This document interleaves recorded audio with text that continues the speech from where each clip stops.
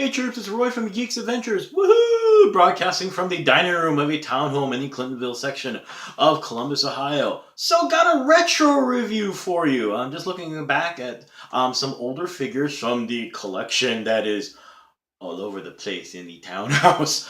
Today's retro review, it's a chestnut from the 90s. It's a retro review of the Manga Spawn line. And for a lot of toy folks from my age and older going, yeah, those were cool. Yes, they were. These figures, let's see, the Spawn line came out during the 90s. Yes, we're doing a big 90s thing after doing the cable action figure review. Along with comics, it was a transformation also in the toy industry. At that point, Star Wars figures, the superpower lines, those were the big things, and they weren't horrible. They were fun, but they were very much tied to kids. They were there was no, all the things you see now in Marvel Legends figures. Tons of articulation, amazing sculpts, detail, accessories.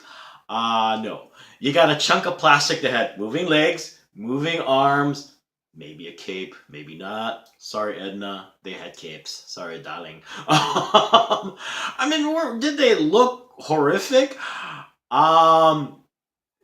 Go check Google and look at the old Star Wars figures, the Superpowers figures, and you can decide for yourself. Yes, for us old folks, there's a bit of nostalgia, but that all changed again in the 90s when Spawn was one of the flagship books, excuse me, that still existing right now, actually, from the Image line. And of course, if you're going to do comics, might as well do toys. Yeah! And they came up with a full action figure line. Now, right now, this all looks kind of quaint, like, oh, you put knees. At the time, this was a big deal. This is one of the figures from the very first Spawn line. This is Medieval Spawn. Don't ask. Go Google. Go Google Spawn and Medieval Spawn. Anyway, and right now you're looking at going, okay, whatever. At the time, this is a big deal. You had knees. You had a figure that was pretty bloody large. It's a 7-inch. It's like a 6-7 inch scale. At the time, figures were still in the Star Wars scale. At this point, Meagle had come and gone. There might have been some G.I. Joe figures, the 12-inch size, but most of the time, you were getting these little things. Larger scale. Accessories, you had a sword and a shield! Not a spear magic helmet, but hey. Get it? Spear magic helmet! It's a Bugs Bunny thing, never mind. So at the time, though, this was revolutionary. No one had done anything like this, and it kind of changed everything. Fortunately, they made a pretty decent amount of money, so of course, being a toy line, things blew up. And for me personally, from the Spawn line, my favorite of them all was the Manga Spawn line because it's animated like giant robots. And this, of course, is the flagship figure, is the Manga Spawn figure. And you're going, holy crap, it's huge. Yes, it's huge. Look at the size comparison. And everything really did change. All of a sudden, huge amounts of, look at the detail on this. No one had done stuff like this before. Panel lines, no one gave a crap. You didn't need no stinking panel lines back then. Now you do. A giant sword. So what does this have to do with the Spawn comic book? No one cared. All any of us knew was, oh my god, it's anime Spawn, cool. And it looked like a giant mecha, cool. A giant spike, the sword. This kanji I don't remember, unfortunately, what this exact says, but another piece of detail, the kanji is legit. They did multiple repaints of the base Manga Spawn figure, and if memory serves, all of them had different sayings or proverbs on the sword. What else did this thing do? This little backpack thing here pops off. This helmet comes off too. I never took mine off. Underneath is like a head that's supposed to look like Spawn. The spring mechanism in the little catch here always looked kind of twitchy, so I figured, no, not gonna mess with it. And you could attach the head to the top of this thing for whatever reason. This little wire thing here, I put this here because I wanted someplace to put the sword. So sword pops off, and hey, my first attempt at customizing. So this went in, yeah, close enough. It goes in there. Yeah, the giant spiky thing here, it is kind of obnoxious. I got lucky. This actually naturally came off the figure and still fits in. I'm not sure if all figures had that kind of plastic glue, excuse me, adhesive that could come off that easily. So I got lucky. Mine comes off. It's detachable. It's a special feature. But I mean, seriously, look at this. Even at the back, I mean, everything. This thing is huge. I mean, back then, and actually even now, I mean, you look at the craftsmanship and everything. This figure is gorgeous. It's amazing. It is amazing. So what else did you get besides Spawn? Manga Spawn. Of course, you had a whole plethora of characters. Tons of, oops, sorry, tons of villains like the Freak. Who is the it's a bad guy. And I mean, look at this. The amount of detail painted and sculpted in this thing. I think there was like 20 points of articulation in this figure. This thing was ridiculous. I mean, look at this thing. It's amazing.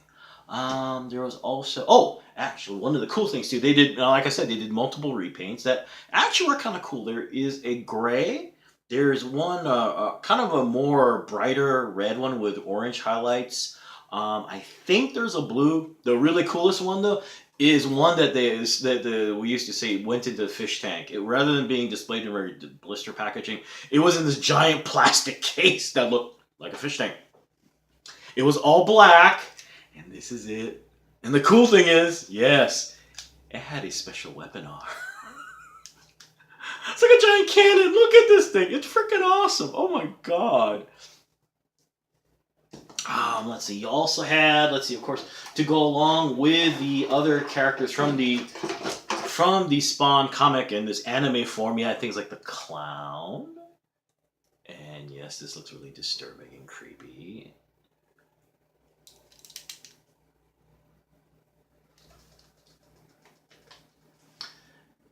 And the coolest thing is the Cyberman.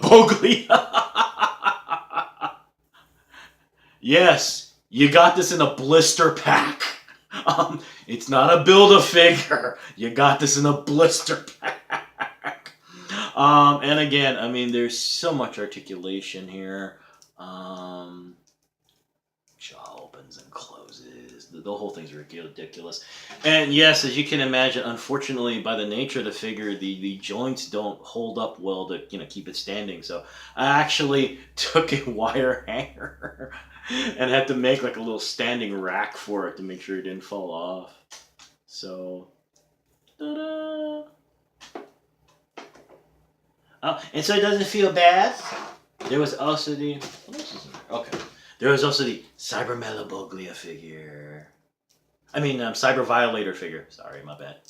But I mean, look at these things. This is ridiculous. This is from the 90s.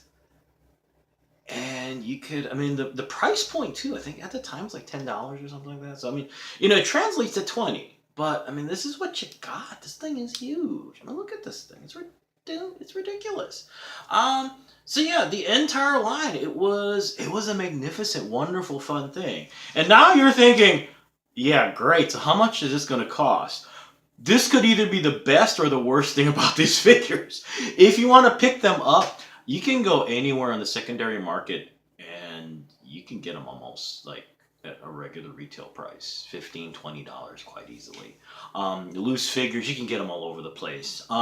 So yeah, these figures are incredibly affordable now.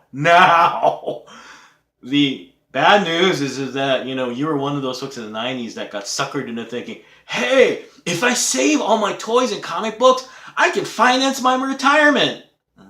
No, it doesn't work that way. Sorry. So right now, you're one of those people at a toy show going, I'll sell this to you for $5. 2.